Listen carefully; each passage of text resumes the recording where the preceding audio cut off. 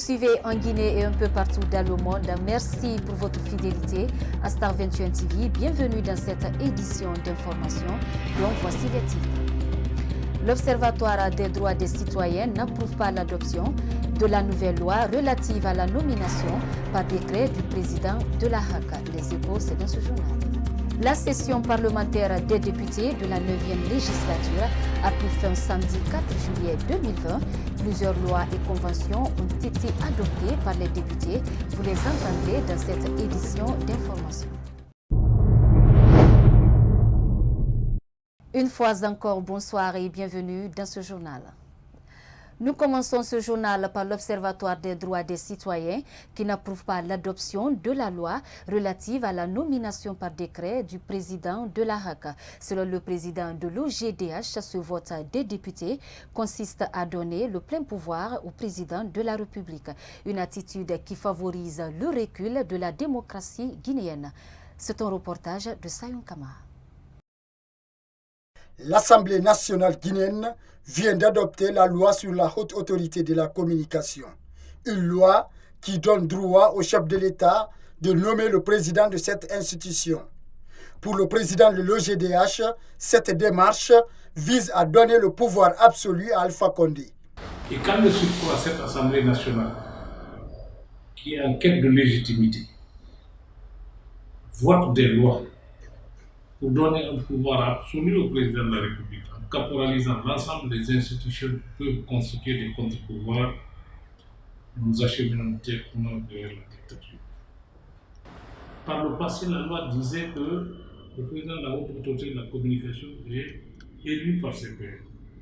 Aujourd'hui, on dit que c'est le président qui désigne le président de la haute autorité de la communication. Vous imaginez un peu, on centralise tout dans les mains d'un individu. Et aujourd'hui, il y a même une disposition dans les textes réglementaires qui sont accordés qui donne le pouvoir au président de la République de légiférer par ordonnance lorsque l'Assemblée nationale n'est pas en place. Voilà tant de choses qui nous amènent à poser la question de savoir si on n'est pas tombé dans la tête. Et c'est très regrettable dans un pays qui se construit et qui a besoin d'une démocratie solide. L'adoption de la nouvelle loi sur la haute autorité de la communication, la falsification de la Constitution sont entre autres des facteurs qui pourront freiner l'évolution de la démocratie en Guinée, indique le président de l'OGDH. C'est pourquoi Gadri Diallo demande aux autorités de privilégier l'intérêt de la nation pour que le pays ne se retrouve dans une situation particulièrement inconfortable. À tous les niveaux, que ce soit l'exécutif, que ce soit le législatif, que ce soit le judiciaire, doivent réfléchir et se mettre dans une position du Guinéen qui veut que la Guinée avance. Et du Guinéen qui veut que l'image de la Guinée ne soit pas ternie par des comportements désinvoltes des uns et des autres. Il ne faut pas qu'on vote de manière fantaisiste des lois pour essayer de contenter un individu ou un groupe d'individus. Il faut qu'on regarde la Guinée comme étant un tout. La Guinée, quand elle brûle, elle n'aura pas brûlé pour les gens de Massanta, pour les gens de Zérékouré, pour les gens de Koundara ou pour les gens de Boké. Elle aura brûlé pour tous les Guinéens. Nous avons vu ce qui s'est passé au Libéria, on a vu ce qui s'est passé en Côte d'Ivoire, on voit ce qui se passe actuellement au Mali. On a vécu les événements douloureux de la Sierra Leone. Comment peut-on être voisin de tous ces pays-là et ne pas tirer les conséquences des erreurs qui ont conduit à la confrontation dans ces pays? Quelle est l'amnésie qui est en train de gagner l'esprit du Guinéen pour qu'on oublie que les conditions créant la confrontation se créent par les individus qui sont au pouvoir et qui tiennent les rênes? Il faut qu'on sache raison garder et qu'on tienne compte du fait que la Guinée, si elle brûle, c'est pour tout le monde. Pour certains observateurs de la vie politique guinéenne, la nomination du président de la haute autorité de la communication par le chef de l'État prouve à suffisance que le régime Condé compte faire une mainmise totale sur la presse guinéenne.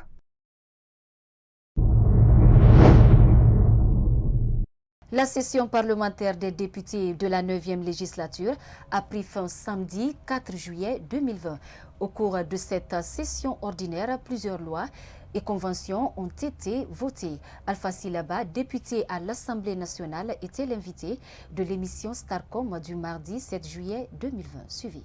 Je pense que la session a été très fructueuse. On a adopté, il y a 14 textes qui ont été adoptés, dont un certain nombre de lois organiques très importantes et des conventions de financement. Donc, au niveau des conventions, il y a eu 3 conventions de financement qui portent surtout sur la bataille contre le coronavirus. Il s'agit de renforcer les capacités du pays à réagir contre les pandémies. Il y a eu une convention qui concerne l'exploitation du Mont Simandou, le bloc 1 et 2, c'est une convention extrêmement importante parce que très structurante pour le pays, parce que non seulement il s'agit d'exploiter le minerai de fer, mais aussi il y a la construction du Transguinéen et d'un port minier au niveau d'un port minier. Donc, je crois que les 650 km de voies à construire, ça c'est extrêmement important. Et puis, par la même occasion, le président du Conseil national des organisations de la société civile guinéenne a donné son avis sur les défaillances enregistrées au cours de cette première session de loi suivie. Du point de vue politique, il faut reconnaître que cette législature est différente de la précédente à cause de l'absence de grosses pointures de la vie politique nationale. Et la qualité de la représentation reste influencée dans une démocratie par l'existence de plusieurs courants de pensée et surtout par une opposition forte, responsable, critique et vigilante. Alors, nous avons raté ce rendez-vous avec cette législature. Et la deuxième remarque qui me semble être importante, ça c'est une remarque qui est valable à toutes les législatures en Guinée. Et il y a eu beaucoup de projets par rapport aux propositions de loi. C'est-à-dire nos assemblées le plus souvent sont spécialisées dans l'examen des projets.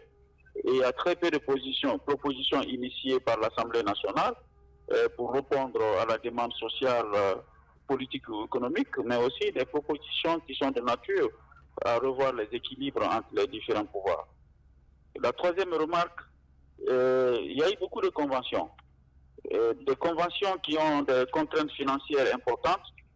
Et ces engagements-là ont été critiqués par la plupart des observateurs, notamment la convention sur ces millions d'euros qui devaient être utilisés pour l'amélioration, n'est-ce pas, de l'enseignement technique ou professionnel à la République de Guinée. En tant que pertinence de l'action, ça ne fait l'objet d'aucun doute. Mais les conditions d'examen et de passage de cette convention divisent plus d'un activiste. La dernière chose qui me semble être importante à préciser, c'est qu'il y a plusieurs lois organiques qui ont été revues, dont la loi organique sur la HAC, la loi organique sur la Cour constitutionnelle, entre autres lois, qui sont importantes aujourd'hui pour la moralisation de la gestion publique, notamment dans le domaine de la gouvernance économique, je voulais dire dans le domaine de la gouvernance démocratique. Le 20 juillet 2020, c'est la nouvelle date choisie par le Front National pour la défense de la Constitution pour manifester. L'annonce a été faite vendredi 3 juillet 2020 par les responsables du FNDC. Une décision diversement appréciée par les citoyens de Conakry. Suivi. Moi, en tant que citoyen, j'accepte. Parce que actuellement, ça souffre très beaucoup.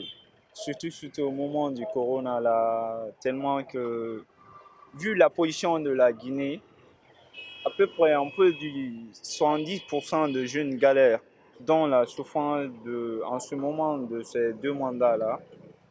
Bon, en tant que citoyen, tout le monde sait que la manifestation, c'est un droit constitutionnel.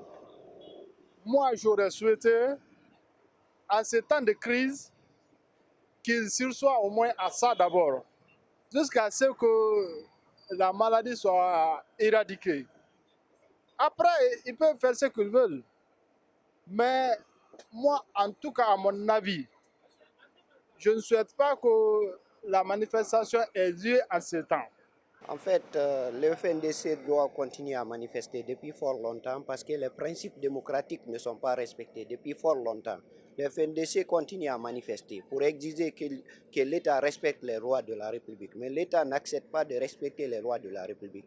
Le 22 mars, ils ont fait passer une soi-disant constitution, une assemblée nationale non nulle, qui a été concocté dans le siège du RPG qui est en train de gouverner ce pays. Cela ne peut pas rassurer le peuple, cela ne peut pas contribuer à faire progresser la démocratie dans ce pays. Si les gens ne se lèvent pas, ne luttent pas contre cette nouvelle dictature qui est en train de s'implanter dans ce pays, ça ne va pas arranger la Guinée. Non, pour moi, je dis que ces manifestations-là, ça ne se doit pas. Parce qu'il y a la maladie dans ce pays. Ce n'est même pas dans ce pays-là, il y a la maladie qui tourne partout. Pour ces manifestations-là, je prie à chaque personne de ne pas sortir. Parce que quand tu sors là dans la rue, les policiers, ils ne vont pas regarder si tu es qui et quoi. Là, ils vont tirer sur toi. Tout le monde souffre. Hein. La difficulté est là. Si la population dit qu'ils vont sortir, ils ont raison. Il y a trop de difficultés. Le transport est cher et le manger, la nourriture est chère aussi. Donc, si on nous a dit qu'on va sortir, on est prêt à sortir. L'ethnocentrisme et le tribalisme sont des mots dont souffre la politique guinéenne. Tels sont des propos de Badra Koné, selon l'ancien secrétaire général de la jeunesse de l'UFR et président du mouvement Nouvelle Génération Politique. Cette pratique affecte négativement le développement de la Guinée et fragilise le tissu social. Suivi. Je suis en train de vous parler d'un problème de division ethnique. Je ne vois pas de problème qui peut être plus grand que ça. Ça, c'est un problème extraordinaire. Quand on met dans la tête d'une personne que, écoute, toi, tu es tel et tu es obligé d'être avec un tel, mais c'est une chose grave. Après, où est la valeur de républicaine? La valeur républicaine n'existe pas. Et c'est ce qu'il faut arrêter. Les gens ne peuvent pas avoir pour projet de société une telle chose. Ça, ce n'est pas chose normale. On va étudier pour revenir apporter ce qu'on a appris à notre pays. On ne va pas étudier pour venir jouer de l'intelligence pour nuire non seulement à l'image du pays, mais aussi gâter, faire de la division entre les fils du pays. Ça, ce n'est pas chose normale. Ça, c'est une chose qui est connue de tout le monde, sauf ceux qui refuseront de reconnaître cela. Il faut que ça s'arrête. Il faut que ça s'arrête. Et puis, nous critiquons plus que nous n'apportons de solutions. Ça aussi, cela doit s'arrêter. Page éducation dans ce journal 2 semaines après la réouverture des classes d'examen. Le respect des mesures sont visibles dans certaines écoles de la commune de Matoto. Encadreurs et élèves se battent pour lutter contre la pandémie dans ces écoles. C'est un constat de Yaye Oumoubari et Ibrahima Païkamara. Au sein des écoles publiques et privées, visitées par notre équipe, le respect des mesures barrières est de mise. C'est le cas de cette école où élèves et encadreurs s'activent dans la lutte contre le coronavirus en Guinée. Nous sommes une école. Nous sommes des communicateurs de savoir. Nous sommes des éducateurs. Arrivé à l'école, une fois que tu prends la craie pour dispenser le cours, nous avons dit à tous nos professeurs de commencer par sensibiliser au moins 10 minutes, de prendre 10 minutes de leur temps en parlant de Covid-19. C'est une maladie, ça tue. On apprend d'ailleurs que l'agent pathogène maintenant est dans l'air. c'est Dieu qui sauve et la prise de disposition. Si on ne prend pas de dispositions pour le respect des gestes barrières, c'est dire qu'on va l'attraper d'une manière ou d'une autre. Et nous ne voulons pas que cela passe par l'école. Cette candidate à l'entrée en 7e année interpelle ses camarades dans le respect des mesures sanitaires. Respecter les gestes barrières, parce que cette maladie est une maladie dangereuse et mortelle. C'est une maladie qui est très dangereuse, donc on doit respecter les gestes barrières. On doit se laver régulièrement les mains à l'eau de javel et au savon. Et respecter 1 mètre de distance, comme on le fait tous. Dans certaines écoles privées, il manque encore de kits. Cependant, ces écoles se battent tant bien que mal pour le respect des mesures sanitaires. Évidemment, parce que jusque-là, les kits qui ont été promis par le gouvernement, on n'a reçu aucun.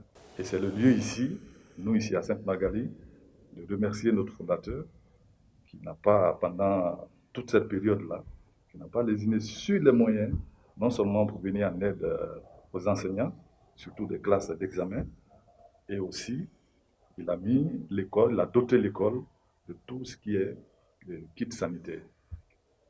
Et c'est l'occasion d'appeler le gouvernement à mettre ces kits-là à la disposition des écoles. Parce que ça ne sert à rien de dire, on a déjà reçu les bavettes, mais c'est insuffisant. Après ces classes d'examen, les autres élèves des classes intermédiaires vont reprendre le chemin de l'école.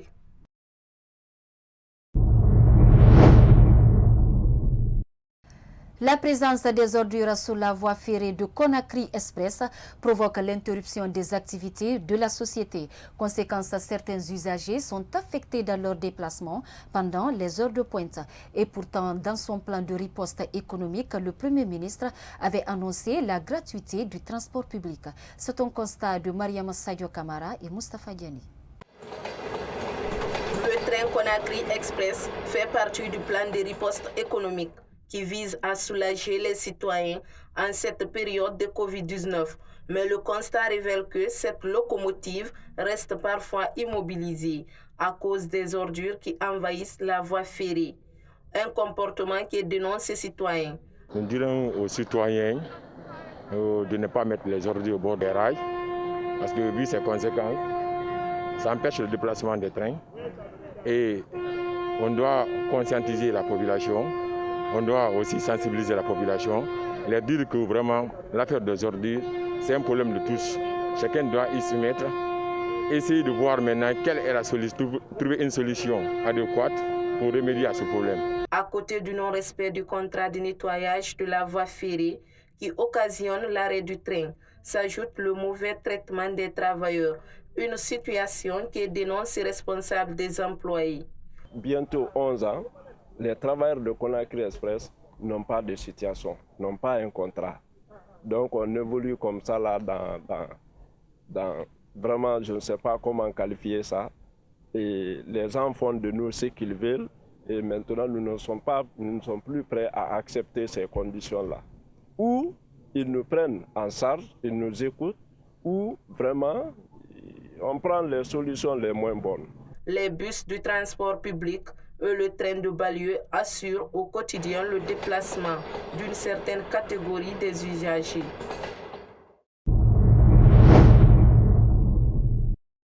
Et puis sport pour finir, alors que la date du coup d'envoi du prochain championnat n'est pas encore connue, les clubs de la Ligue guinéenne du football professionnel préparent la nouvelle saison sportive 2020-2021. C'est le cas notamment du club industriel de Kamsar et l'association sportive de Kaloum qui veulent renforcer leur effectif.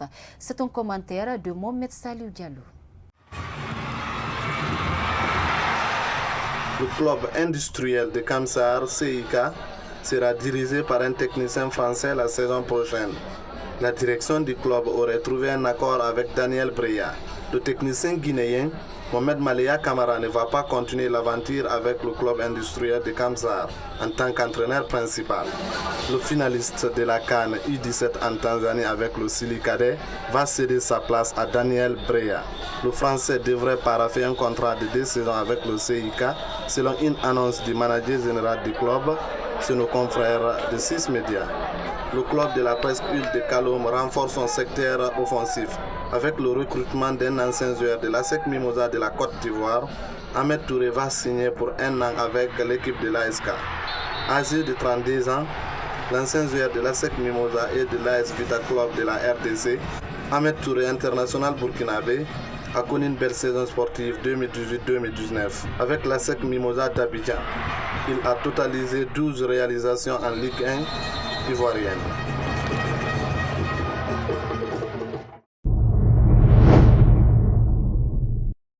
Ainsi prend fin ce journal. Merci à tous de l'avoir suivi et bonne suite de programmes sur votre chaîne Star 21 TV. Bonsoir chez vous.